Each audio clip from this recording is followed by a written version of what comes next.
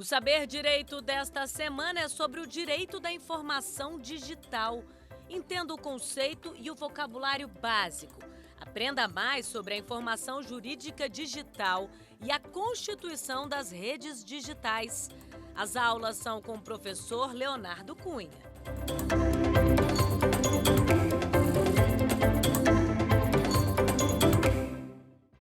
Já é com alguma saudade que eu dou pela última vez aqui na TV Justiça, no programa Saber Direito, as boas-vindas às senhoras, aos senhores. Eu sou Mauro Leonardo Cunha, estou com vocês nessa caminhada já de 4 encontros, hoje é o 5º e último, em que refletimos sobre as questões do direito digital no Brasil. Neste último encontro, vamos tratar sobre 2 realidades. O primeiro é aquela assinatura digital, nós começamos a falar sobre ela, falamos sobre criptografia e esteganografia no começo do curso. Começamos meramente a falar sobre a assinatura digital, o que ela é e o que ela não é. Já falamos que ela tem base jurídica no Brasil na medida provisória 2200, segunda reedição, anterior à emenda constitucional número 32, e que, portanto, ainda é em vigor como se lei fosse, já há anos e anos a fio, que criou o Instituto Nacional de Tecnologia da Informação, o INTI, que é responsável pela ICP Brasil, que é toda uma cadeia de certificação digital. Hoje eu quero trabalhar com os senhores e com as senhoras sobre o conceito de assinatura digital. Vamos relembrar o que é criptografia. Lembramos da palavra casa, e ali fomos trocando as letras, o C virou o D, que virou E, que virou F, e assim por diante, e fizemos a soma de 3 letras no alfabeto, até que foi transmitida o conjunto de letras FDVD, e as pessoas receberiam o FDVD, saberiam qual foi o procedimento de criptografia utilizado, e desfariam a operação, subtraindo 3 letras no alfabeto e chegando a CASA, o que a gente pode ler como casa. Esse é o conceito básico de criptografia que a gente depois vem a chamar de simétrica, que é aquela em que, se eu usei o número 3 para fazer a soma, eu uso o número menos 3, e somo o menos 3, o que significa a mesma coisa que subtrair o 3. Então eu posso chamar isso de criptografia de chave única, porque a chave seria 3 e eu troco a adição pela subtração, ou dizer que é sempre uma adição e dizer que eu somei 3 e depois eu tenho que somar menos 3, o que nos dá a terminologia de criptografia de chaves simétricas, porque o 3 e o menos 3 são contrários entre si. Perfeito. Mas lá pelos idos dos anos 70, a sociedade estava muito carente de algo que trouxesse um equivalente funcional às assinaturas nos contratos. Já havia intercâmbio eletrônico de documentos e etc., mas elas sempre dependiam de uma conexão específica entre 2 pessoas que se conheciam e que tinham lá suas chaves criptográficas próprias de um único canal de comunicações. A criptografia simétrica ou de chave única nunca permitiu desconhecidos se encontrarem e conhecerem a validade do documento assinado por um terceiro desconhecido. Havia essa necessidade. A assinatura digital surge, como ensina brilhantemente o professor Pierre Trudel, mas também aqui no Brasil, o Fabiano Menck, surge para nos dar esta equivalência. Eu tenho online documentos que permitem às senhoras e aos senhores, inclusive, entender matematicamente como se procede um algoritmo de criptografia assimétrica, a saber, aqueles algoritmos que têm chaves aparentemente não relacionadas entre si, não é? Na matemática, eu posso dar um exemplo muito simples para as senhoras e para os senhores que tenham à mão uma calculadora. Por exemplo, o número 0,125 tem o que a ver com o número 8? Parecem números completamente independentes. Mas se eu perguntar de novo, o que o número 0,25 tem a ver com o número 4? Talvez para muitos continue a mesma incógnita, e eu venho a perguntar também o que tem a ver o número 0,5 com o número 2. A relação não parece tão óbvia quanto aquela que existe entre o número menos 3 e o número 3. Se eu faço com 3 e eu viro de casa para FDVD, eu desfaço com menos 3 e eu viro de FDVD para casa. Perfeito? E isso é a criptografia, portanto, simétrica. Quando as chaves parecem independentes entre si, como é o 0,125 e o 8, a gente pode falar que tem chaves assimétricas. Tá? É um pouquinho mais complexo do que isso, né? Na verdade, envolve um conceito de inversos modulares, etc. Mas só imaginar que 0,125 e 8 parecem números completamente independentes, assim como 0,25 e 4. Mas eu quero lembrar, vamos para matemática de escola, não é nada tão complexo não, que eu posso escrever 8 e 1/8. E aí eu pergunto o que esses números têm em comum entre si, e vocês vão dizer que eles são inversos. Porque é fácil, né? 1 sobre 8 e 8 sobre 1, daquela maneira fração que a gente aprendeu na escola, tá? Só que eu posso dizer que dividir 8 por 1 dá como resultado 0,125, ou seja, 0,125. Então, 0,125 nada mais é do que uma outra maneira de escrever 1/8. Portanto, 0,125 é também um inverso do numeral 8. A definição matemática de inverso é, portanto, aquele número A que, multiplicado pelo número B, dá resultado 1. Se A vezes B é igual a 1, eu posso dizer que A e B são inversos. Perfeito?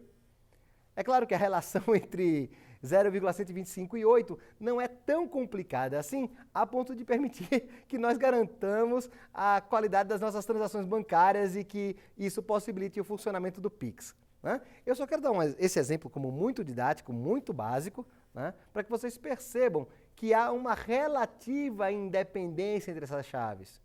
Né? Essa independência é de tal ordem grande e com documentos relativamente curtos. A gente consegue ilustrar. Eu tenho aqui em mãos minha dissertação de mestrado e eu tenho um apêndice em que eu faço uma demonstração toda didática, não é, de como se faz uma relação entre chave primária e chave secundária, ou seja, chave privada e chave pública da criptografia assimétrica. Tá? Então eu tenho uma chave básica, um número matemático básico. Normalmente a gente começa com números primos de valores elevados, né? E a gente busca não a inversão direta, mas a inversão modular. Tá? Só para que vocês entendam o que é a matemática modular, quando a gente conta o dia até 24 horas, eu estou contando o dia no módulo 24. E quando eu conto o dia com 12 horas, né, eu estou contando no módulo 12. É por isso que algumas pessoas falam 15 horas e outras pessoas falam 3 horas e é exatamente o mesmo horário. De alguma forma, 15 e 3 são iguais. Como é que funciona isso? 15 no módulo 24 significa o seguinte: se o número não for superior a 24, eu conto 15 mesmo, tá? Mas, por exemplo, se eu tiver o número 25, o número 25 não é possível, eu tenho que dividir por 24 e me interessa o resto. Então, eu tenho ali 1 e sobra 1. Então, seria 1h da manhã, não é? Ao passo que 13 não é razoável quando o meu limite é 12, e eu vou dizer que é 1 da tarde. Percebem? Isso é matemática modular, a gente usa todo dia com a coisa do 12 horas / 24 horas. Né? Então, percebam que não é nada tão complexo assim, falar que é um inverso modular. Não, eu posso ter números que são inversos modulares entre si. E eu vou só propor para os senhores aqui como um experimento o número 101. Eu não quero fazer o fatoramento do número 101 aqui para vocês de cabeça. Mas eu vou dizer lá que eu vou achar 3 fatores, o número 2, o número 22 e o número 23. Tá? O número 2, desculpa, o número 11 e o número 23. O 22, na verdade, é o 11 vezes 2. Tá? Então, com o número 22 e o número 23, né, eu tenho aí 3 números primos, todos de valor muito pequenininho, só para dar um exemplo. Eu consigo dizer que 22 vezes 23 dá um certo número que é 506. Né? E no módulo 101, 506 não cabe, porque eu tenho 5 vezes 101 dá 505. Né? E 506 menos 505 dá 1, então eu tenho 1 de sobra. Então eu vou dizer que no módulo 101, 22 e 23 são inversos. Opa, peraí. É muito fácil entender que 1/8 é o inverso de 8. É um pouquinho mais distante imaginar que 22 e 23 sejam inversos, ou tenham algo a ver entre si. Sobretudo se eu não sei que o módulo do qual eu estou tratando é o módulo 101. Então, uma das coisas que torna a criptografia assimétrica muito potente, né, é que eu estou dizendo que 22 vezes 23 dividido por 101 sobra 1. É isso que quer dizer falar que 22 e 23 são inversos no módulo 101. Compreendem? Então, façam na calculadora 22 vezes 23, dividam por 101, vocês vão achar um número, ignorem o número e busquem o resto. Na calculadora vocês não vão achar o resto, vão achar uma dízima. Façam a conta na mão. Quando o resto é 1, significa que aqueles números que eu usei para multiplicação são inversos entre si. Na prática, na computação, qualquer coisa que eu cifrar neste algoritmo usando o número 22, será decifrável usando o número 23. E aí eu consigo dizer que 22 e 23 são chaves complementares, mas assimétricas. É isso que dá a base para a nossa criptografia assimétrica e é ela que permite a assinatura digital. Acontece que o fato de existir uma assinatura digital não torna ninguém capaz de confiar num terceiro. Tá?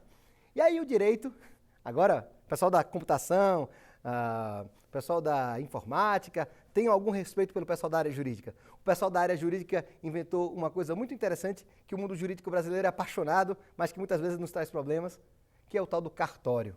Né? O tabelião, o notário.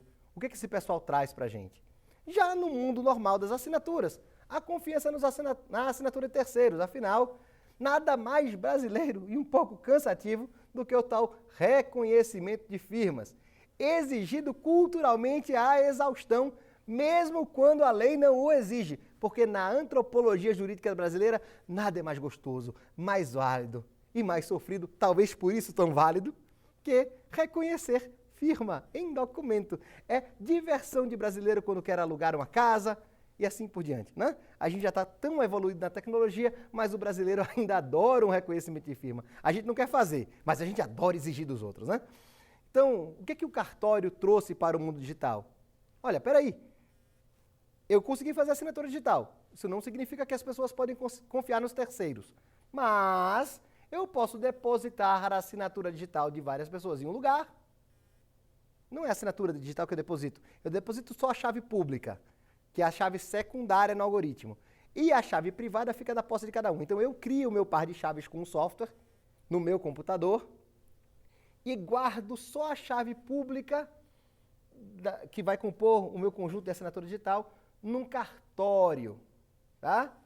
Esse cartório não só guarda a minha chave pública, mas ele emite um documento que contém minha chave pública e que é assinado com a chave privada do cartório. A este documento, que contém minha chave pública, os dados sobre a minha pessoa, e que é assinado usando a chave privada do cartório, eu chamo de certificado digital. Tá? Então, o certificado digital nada mais é do que um documento assinado por um cartório, que a gente chama de autoridade certificadora. É este o nome dado pela medida provisória 2200, e a autoridade certificadora emite um documento dizendo que aquela chave pública a mim me pertence. E isto tem fé pública, embora seja a criação, muitas vezes, de uma autoridade certificadora de direito privado. A fé pública deriva do sistema constitucional e da força de lei da medida provisória 2200, né? Sob a égide da administração do INTI. Então temos aí a assinatura digital válida, porém não exigível. Não é todo mundo, em qualquer situação, que é obrigado a aceitar a assinatura digital. Uma pessoa com uma venda de secos e molhados no interior de Goiás não é obrigada a celebrar contratos com certificado e assinatura digitais. Não é obrigado. Mas aqueles que aceitam a assinatura digital, né, têm para ela a mesma validade da firma pessoal. O interessante é que, diferentemente da firma pessoal, que precisa de reconhecimento de firma como algo distinto, a assinatura digital já nasce, tá, com a validade confirmada pelo certificado digital. Ou seja, o reconhecimento da assinatura faz parte da própria tecnologia do assinar. E isto é absolutamente revolucionário. Isso vai concluir a primeira parte desse nosso módulo, que era a reflexão sobre assinatura e certificado digital. Tá? Eu só quero, para finalizar isso, trabalhar com vocês com duas noções. Quando eu uso minha chave privada para cifrar um documento, o que eu tenho ali é um envelopamento. Eu cifrei minha mensagem de uma forma que só quem tem minha chave pública, e todo mundo tem minha chave pública, pode ler. O que as pessoas que usam minha chave pública vão saber quando leem um documento? Primeiro, que fui eu que cifrei, porque só eu tenho a chave privada. Portanto, a chave privada tem um regime jurídico de guarda muito importante. Se eu deixar minha chave privada vazar, eu preciso imediatamente comunicar à minha autoridade certificadora para que meu certificado digital seja revogado. Perfeito? É assim que funciona. As pessoas no Brasil costumam pegar o certificado digital e dar a senha para o contador. Olha, gente, calma, calma. Isso é prática corrente. O contador, a partir daquele momento, pode celebrar contratos como se fosse você. É muita imprudência, mas é a base do mercado hoje. Isso é frágil, muito frágil. Então, isso é uma forma de envelopar. Já quando eu uso a minha chave pública para cifrar uma mensagem, quando eu uso a chave pública para cifrar uma mensagem, digamos que você use a minha chave pública para cifrar uma mensagem. Significa que só eu posso decifrar a mensagem, porque só eu tenho a chave privada. Tá? Então, se eu assino com minha chave privada, você recebe a chave você usa a minha chave pública e você sabe que fui eu que escrevi. Se você cifra com minha chave pública, você sabe só eu tenho a chave privada, posso ler. Então, além de ter uma função de assinatura, a criptografia assimétrica permite a versão digital de um envelopamento. Eu quero fazer só uma pausa de reflexão com as senhoras e os senhores. Vamos imaginar uma mensagem de e-mail tradicional não cifrada. As pessoas têm uma dificuldade de estabelecer qual é a metáfora correta para perceber o regime jurídico de uma mensagem de e-mail. Eu vou chamar os mais antigos a memória do cartão postal. O cartão postal é não envelopado. Tá? Então a primeira coisa que eu estou dizendo para vocês é que um e-mail é não envelopado. Uma mensagem de WhatsApp é envelopada. Uma mensagem de e-mail é não envelopada. Algo que você escreve no Facebook é não envelopado. Perfeito? Algo que você escreve no Twitter é não envelopado. Agora vamos lá. Digamos que eu escreva num cartão postal a lápis. Então é fácil escrever, apagar e escrever outra coisa em cima. Os documentos digitais que não são cifrados, imagina seu documento do Word, sua planilha do Excel, do LibreOffice, né? O pessoal do software livre, né? Você usa LibreOffice, OpenOffice. Aquilo ali é facilmente manipulável. Outra pessoa pode copiar, colar, apagar. E não fica nenhum registro muito claro de que o documento foi alterado. Quando eu uso uma assinatura digital, se alguém alterar um bit que seja, não é nem uma letra, uma parte de uma letra que seja, aquele documento, quando eu for conferir a assinatura digital, vai dar no software uma mensagem de invalidade. Perfeito? E eu quero voltar a julgados no passado desta corte e dizer: lembram-se quando havia software, né, de processo com assinatura digital, mas não havia nos tribunais superiores software, nem neste acesso à corte, software para reconhecer as assinaturas que vinham do PJE, que estava só na primeira instância ou só no juizado, né, que é a primeira instância também. O que acontecia? Se imprimia o processo e havia peças digitalmente assinadas, mas no PDF legível, que foi digitalmente assinado, não existia nenhuma menção à assinatura. Perfeito? E já houve ministros levados a erro por ver um documento impresso que não tinha nenhuma referência à assinatura digital, que a ele havia sido adicionada. O que aconteceu? Criou-se o costume jurídico brasileiro de lado, de alguma forma, escrever: este documento foi assinado digitalmente por fulano, tal CPF. Tal. E aí a gente começou a criar uma noção de que há uma assinatura digital no documento impresso. O que eu quero dizer para as senhoras e para os senhores é que o documento digitalmente assinado não tem nenhum sinal visual de que foi digitalmente assinado. A gente precisa confiar no software, né, para que ele nos dê sinal de assinatura válida ou inválida. Tem muito mais coisa para falar. Há acordos internacionais de reconhecimento de assinaturas entre países que fazem tratado, etc. Mas isso é tudo muito dentro da lógica cartorial já previamente estabelecida. Né? Eu queria partir agora com as senhoras e os senhores para a segunda parte, ou seja, o segundo bloco de conteúdo deste nosso encontro, né, deste nosso quinto e último encontro. Saudoso quinto e último encontro. Vamos lá. Temos uma tensão infraconstitucional do ponto de vista formal, mas materialmente constitucional no direito informacional brasileiro hoje e especificamente no direito da informação digital. Vamos lá. A tradição jurídica brasileira, e aí eu estou falando da antropologia jurídica do brasileiro, vamos olhar o direito não só olhando para o legislativo, mas para como nós pensamos as normas, como nós, cidadãs e cidadãos brasileiros, pensamos e imaginamos as normas. Vamos lá. Primeiro, há uma cultura de que tudo é sigilo, né? Quando você vai estudar gestão de sigilo, você aprende logo que manter sigilo é algo muito caro. Pergunta aos meus amigos da ABIN ou da Agência Espacial Brasileira, né, onde recentemente eu estive, com prazer, discussando sobre a LGPD, o que está disponível no YouTube, basta procurar Agência Espacial Brasileira, Leonardo Cunha, LGPD, vocês vão achar lá toda uma palestra sobre a Lei Geral de Proteção de Dados. Né? E estava lá, trabalhando com eles e conversando sobre como é caro manter um sigilo, né? Porque imagina quanta informação sigilosa de desenvolvimento tecnológico não tem a Agência Espacial Brasileira, né? Aliás, qualquer programa espacial de qualquer país. Pois é, manter qualquer coisa que seja em sigilo é caro. A natureza humana é da fofoca. Lembra? A gente falou sobre a fofoca na Vila de 50, 60 anos atrás. E como é a mesma coisa que aparece hoje no mundo político ou no mundo das redes sociais, né? Essa é a natureza do mundo fofoqueiro, né? Esse é o ser humano comum. Então, manter alguma coisa em sigilo é algo profundamente caro para as organizações, sejam elas públicas ou privadas. E temos aí imaginários sobre o sigilo, né? Um imaginário comum era pensar que tudo era sigiloso, que tudo tinha que ser fechado. E aí vem o direito processual e diz que o processo, em geral, é público, não é?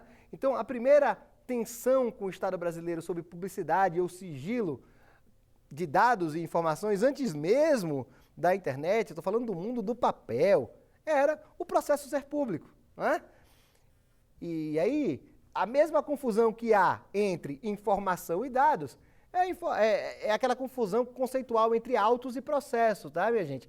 Os processualistas, autos, né, são a narrativa processual, são informação, não é? A pasta lá, aquele conjunto de folhas, não são os autos, né? Mas a gente chama assim, né, por sinônimo, por facilitação, né? Aquele calhamaço de folhas que os mais recentes nem lembram, porque já viveram PJE desde o princípio, né? Influencia como estão os PDFs no PJE até hoje, tá? Então, vamos imaginar aqui aquele conjunto de folhas de papel que compunha aquela pasta do processo a que vulgarmente chamamos de autos, né? Aquilo é dado processual. E eles são públicos, os dados processuais são públicos, né? Quem lá sabe o que há dentro do livre convencimento do juiz, e isso é privado, né? Isso é sigiloso. Apenas o resultado tem que ser fundamentado, isso é feito público. Mas no duro, o que é o livre convencimento do juiz é algo tão íntimo que talvez nem os próprios juízes consigam expressar, né? É uma informação daquelas do nível andar de bicicleta, é um saber, né? Vamos lá. Então, primeira coisa é entender que sigilo é caro, publicidade, portanto, mais barato. Talvez organizar a publicidade seja caro também. Mas vamos lá. Temos, portanto, uma cultura de sigilo, né? A gente esconde as coisas. O brasileiro em geral, seja ele da iniciativa pública ou privada, né? Do setor público ou privado, é um cidadão que gosta de reter informação, que acha que reter informação é poder. Isso, aliás, é uma das coisas que prejudica o desenvolvimento do nosso PIB. E aí o serviço público todo muito cioso de prender as informações, e aí vem a Constituição de 88 e fala, olha, habeas data. O Estado não pode mais reter dados sobre as pessoas. Remédio constitucional, ou seja, o direito à informação sobre você mesmo, constitucionalmente garantido. O Estado tendo que responder com aquele mesmo nível de brevidade do mandado de segurança e do habeas corpus à retenção de informação sobre um cidadão. Acontece que o serviço público e mesmo as empresas privadas continuam reticentes na entrega à pessoa das suas informações. Há uma questão também da neutralidade ou não neutralidade do trânsito das informações, e a sociedade brasileira acaba negociando o marco civil da internet. Então, hoje nós temos 3 leis básicas que tentam colocar na prática jurídica do dia a dia os valores constitucionais de proteção informacional dos seres humanos, né? Dos cidadãos e das cidadãs, que são os seguintes: o próprio Marco Civil da Internet, né? De cuja gênese eu participei de uma maneira um pouco indireta, e de cujo observatório do Marco Legal eu participo como comentarista, né? Graças, né, à querida lembrança do professor Markaminski, né? Então, também participo do Observatório do Marco Civil. E convido-os a ler o que eu comento sobre o Marco Civil. É só procurar lá Marco Civil da Internet e Mauro Leonardo Cunha e vocês vão encontrar as informações, ou às vezes só Leonardo Cunha. Vamos lá. Outra é a Lei de Acesso à Informação. Todo mundo presão, né? Ninguém quer divulgar informação nenhuma, todo mundo retido, é aquela coisa, eu escondo aqui tudo o que eu posso. E aí, o Congresso Nacional publica e é sancionada pela Presidência da República uma lei de acesso à informação, que obriga órgãos públicos a cederem a informação que eles costumavam prender. Não só mais as informações sobre mim mesmo, cidadão, como era no habeas data, mas de maneira muito mais ampla. Tudo aquilo que não tem o regime de sigilo aprovado em lei e constitucionalmente válido, não pode ser tratado como sigiloso. E aí, empresas, mas sobretudo órgãos públicos, e aí eles induzem o comportamento das empresas mais à frente, né? As empresas sob a égide do direito do consumidor também, então vamos imaginar aqui, desde a Lei 90/99, né, até a LAI, a conformação diferente das empresas com a informação dos clientes, né? A LAI não toca diretamente as empresas, mas há um quadro de mudança jus-antropológica da sociedade brasileira. Perfeito? Então nós vamos mudando o nosso tratamento com a informação. A informação é, portanto, algo a se divulgar, não mais a se reter. E aí eu quero tratar do grande ilícito que comete o judiciário brasileiro, porque, afinal de contas, todo mundo é humano e o judiciário também comete ilícitos, né? E eu falava do professor Omar Kaminski e agora eu tenho que citá-lo diretamente.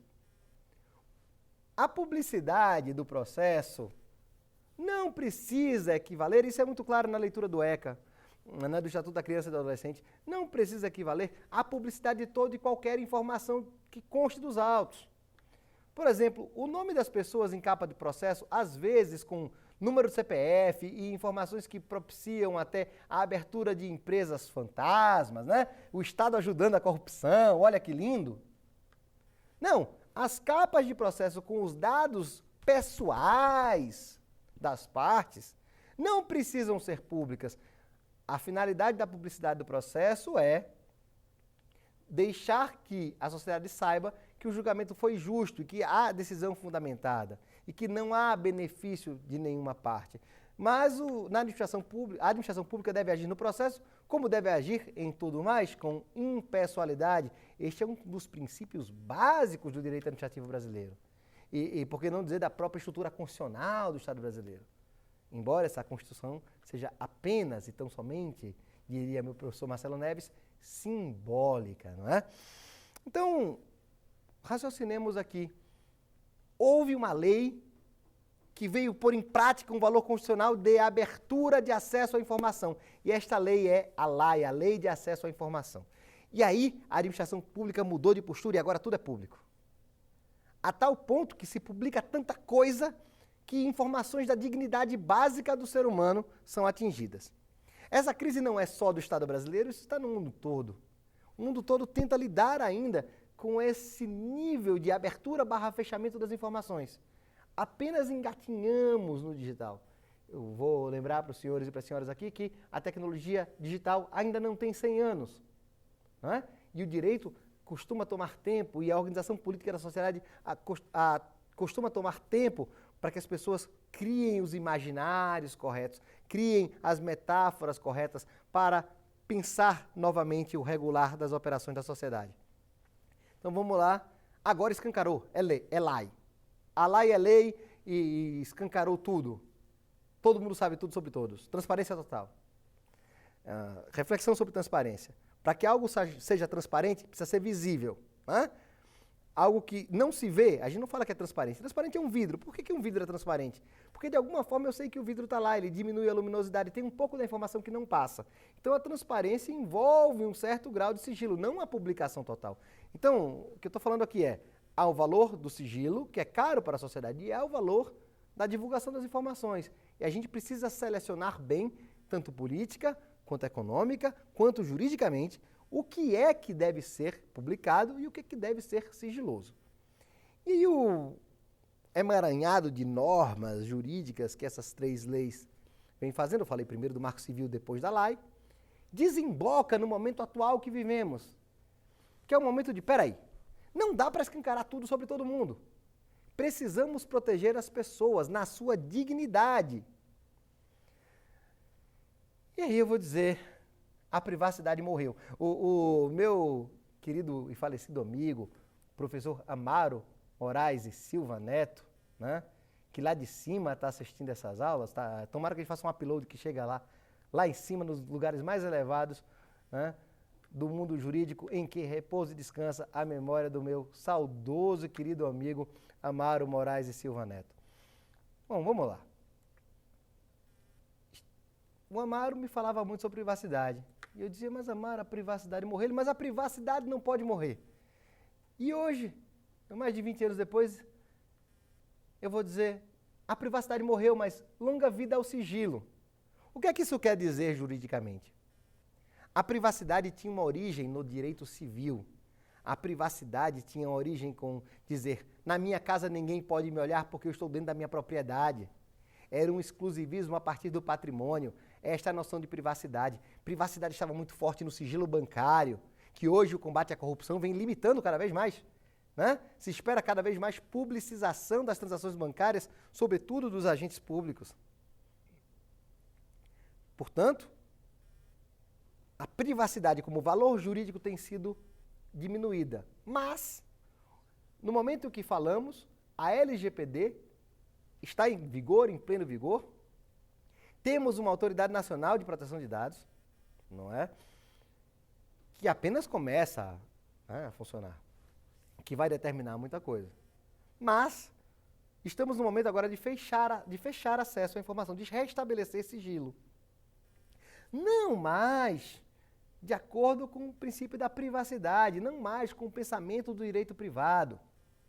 O sigilo volta à vida informacional brasileira protegido por lei, mas volta com a força do direito público.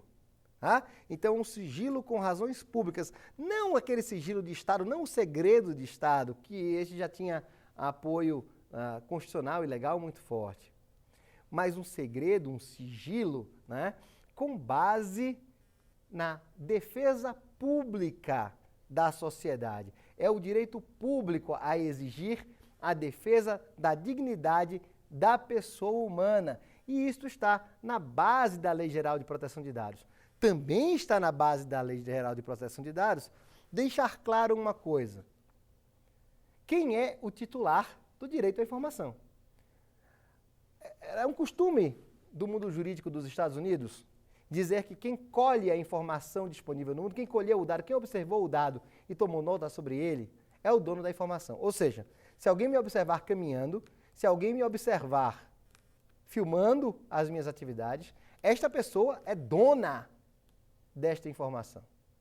Isto permitiu o grande boom, né, daquela primeira bolha das empresas de internet nos Estados Unidos, todo mundo coletando dados sobre terceiros, sem pagar nada aos terceiros, que eram, na maneira europeia de ver, titulares daqueles dados. Ou seja, a minha maneira de caminhar, minha digital, a minha maneira de falar, né, meus modos de me comportar, como eu ando ou deixo de andar por um shopping center, não é?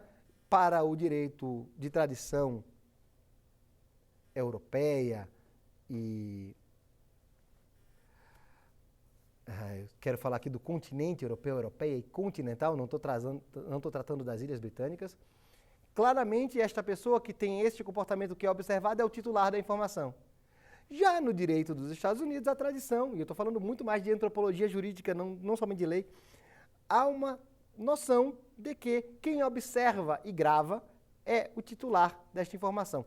Aliás, esta é uma diferença que vem desde a época do copyright, né, que é o direito mais voltado como o editor tem direito sobre o livro, né, essa é a base do copyright no começo, para depois, o autor somente cedia o direito de cópia para o editor e o editor tinha o copyright, né, para um momento depois em que o mundo europeu, o mundo do direito europeu continental, né, que agora exageraram, né, chamam de civil law, não faz o menor sentido, né? Falar de common law é uma coisa, mas civil law não tem sentido. Direito civil, né? É latino, né? Isso vem do direito romano. Então, este pessoal do direito romano sempre olhou mais o direito de autor e não o direito de editor. Né? A divisão começa lá.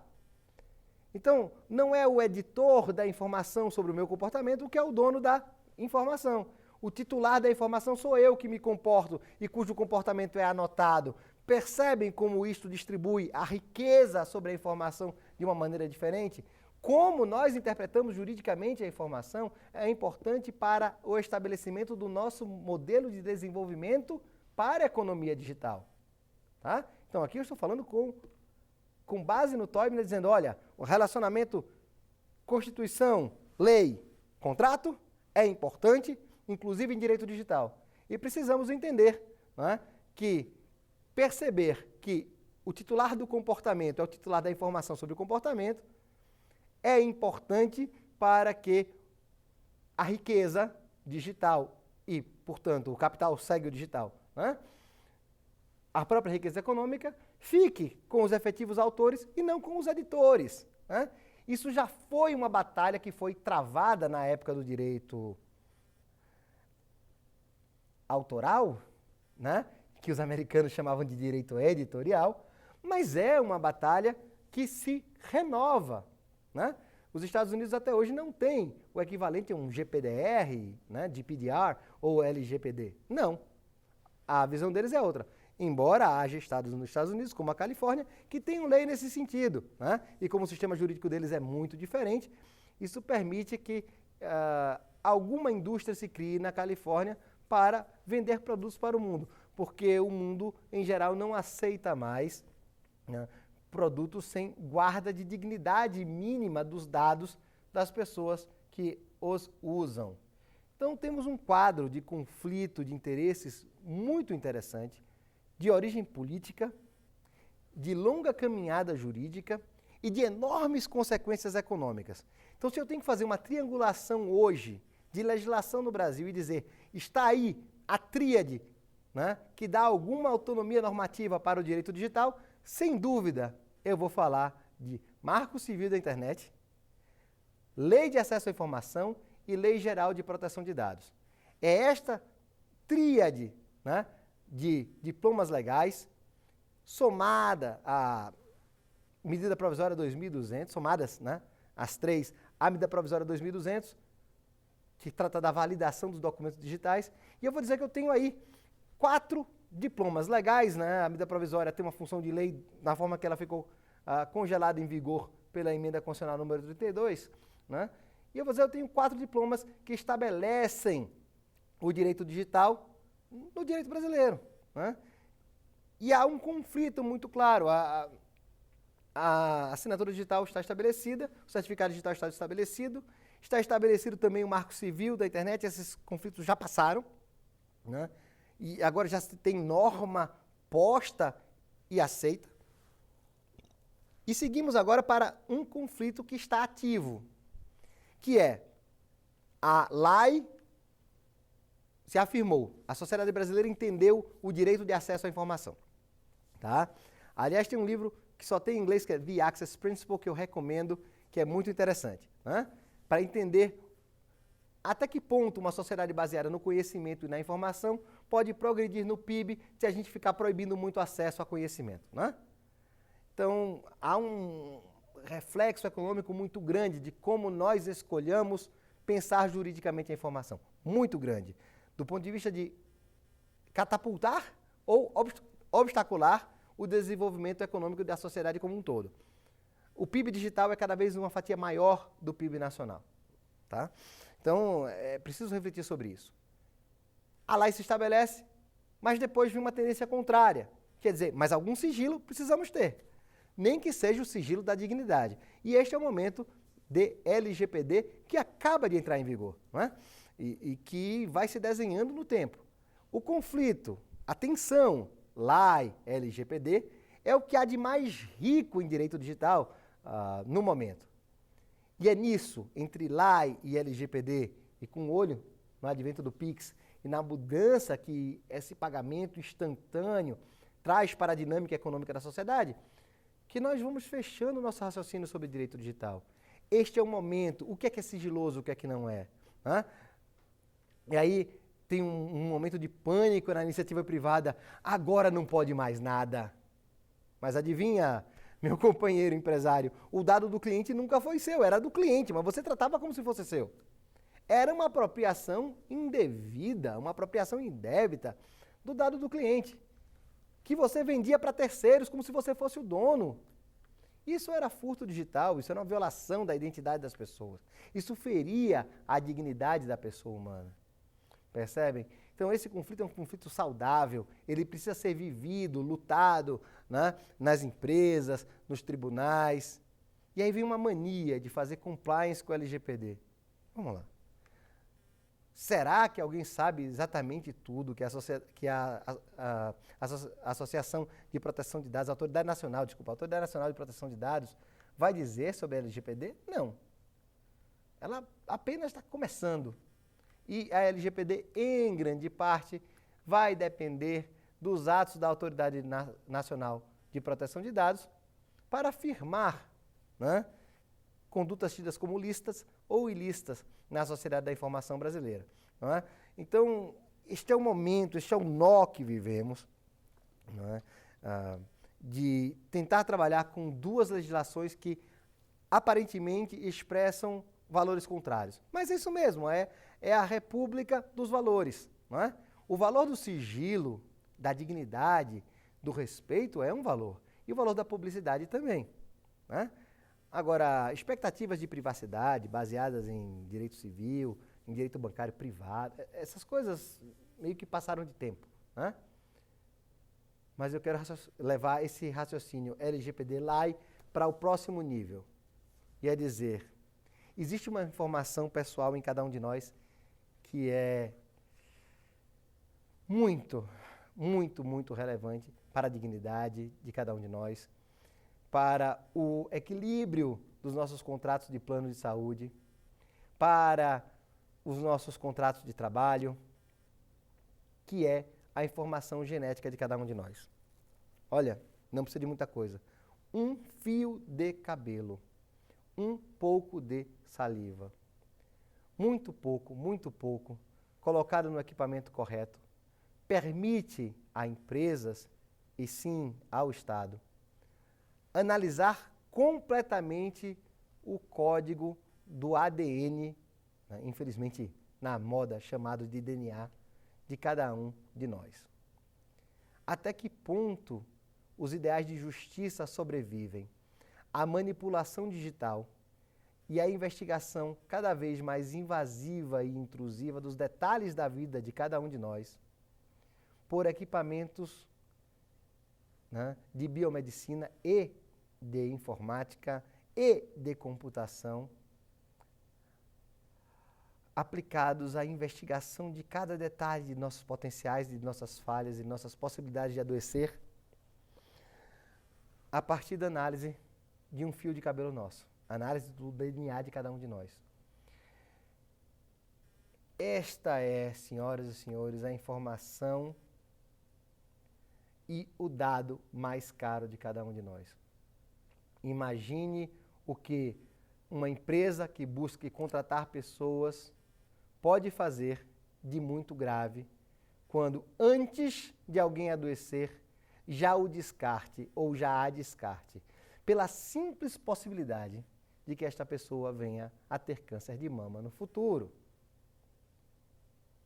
Porque para a empresa, ela está tentando meramente evitar uma perda no futuro. Mas para o cidadão, que justiça há se competente é esta pessoa que se candidata a uma vaga de trabalho?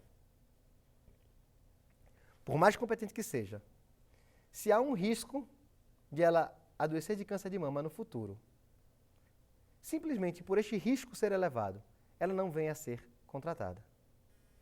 Então, o direito digital, aplicado às realidades médicas, possibilidades de adoecimento, né?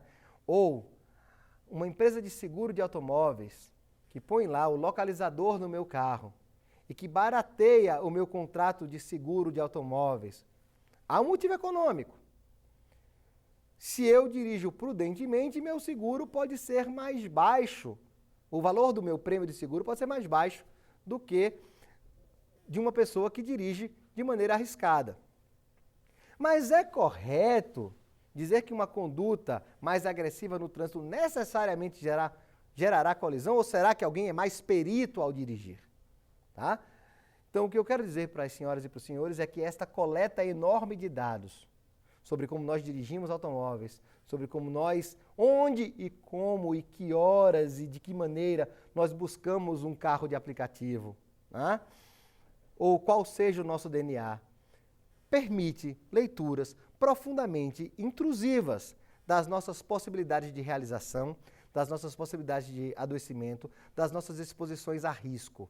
Então, o direito digital não tem a ver só com o que se faz na frente do computador ou do celular, mas tem a ver com de onde se vai, para onde se vem e que horas. Que tipo de saúde pode se esperar que você tenha, onde você estudou, etc, etc, etc. De tal maneira avassaladora essa quantidade de dados que as empresas, e sim que o Estado, né, podem levantar sobre cada um de nós, que cada um de nós é oprimido por uma massa de dados, a tal da nuvem do Big Data. O Big Data sobre cada um de nós significa o apequenamento jurídico do indivíduo e do cidadão perante uma massa de dados que torna os nossos direitos humanos e fundamentais, que constitucionalmente deveriam ser garantidos pelo Estado, sendo ignorados pelo Estado, que tende, em muitos países, a encher as ruas de câmeras porque elas são mais baratas que a polícia, entenderam? A tal ponto que nós somos todos vigiados. E aí não tem como não lembrar do Foucault, do vigiar e punir, né? Ou não lembrar do Americano Tranquilo, ou da terceira onda do Huxley. Estamos vivendo uma época de acumulação de dados sobre não só nosso comportamento, mas até sobre a genética de cada um de nós. E é nesse momento que nós, como sociedade, vivemos uma tensão constitucional, né? Desde o artigo 5º e do artigo 7º da Constituição, né? Olhando para baixo, olhando a Lei Geral de Proteção de Dados e a Lei de Acesso à Informação, e na tensão de todo dia, que é o advogado que rala a sua gravata virtual sobre o balcão que foi digitalizado. E não sabemos mais a quem pertence a informação, ou formalmente ela talvez pertença a nós, porque a LGPD assim diz, ou talvez elas pertençam a nós como povo, porque a lei diz que ela não pode ser presa, mas com base na LGPD, um agente público diz que não aplica mais a lei. Não, mas eu não posso divulgar esse documento, porque aqui tem nome de servidor público. Não, não, não. Você pinta de preto o nome do servidor público, pinta de preto o CPF do servidor público e publica o documento. O dado pessoal está constante num documento, não pode, nem deve, e isso é muito perigoso do ponto de vista da Constituição, de uma democracia, da Constituição contínua, da construção e da Constituição contínua de uma democracia numa sociedade digital. Porque um dado pessoal de alguém esteja num documento de 50 laudas, páginas virtuais de PDF, né? Lembra, eu falo, embarque de declaração, se fosse com banco de dados ali, porque deixou de decidir, não seria possível. Olha, ele teria que clicar, o juiz teria que clicar em cada pedido, sim ou não, lícito ou ilícito. Mas não se faz isso, se finge que não se tem tecnologia, se volta para o PDF, né? Pois bem, no PDF como um todo tem só um dadozinho lá, um CPF e um nome de um servidor público. Aí a administração pública, por costume de prender tudo, vai lá e fecha o documento como um todo e não o publica, violando a lei, mas fingindo estar cumprindo a LGPD.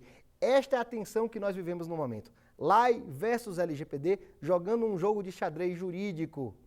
E vai caber, no final das contas, a esta excelsa corte julgar esta tensão entre sigilo e publicação da informação. O direito digital, a sociedade digital, a política e a economia desta era digital trazem por sobre o judiciário, por sobre a advocacia, Ministério Público, Defensoria Pública, esta tensão, né, de o que publicar e do que guardar em sigilo. Este é o momento que nós vivemos e a ignorância à lei não escusa, mas a ignorância à tecnologia também não pode escusar. Essas são as palavras finais que eu deixo com as amigas e os amigos que depois de 5 encontros já se afeiçoaram à minha presença aqui na telinha, né? E vamos partir para o nosso último, derradeiro, final quiz desse nosso curso.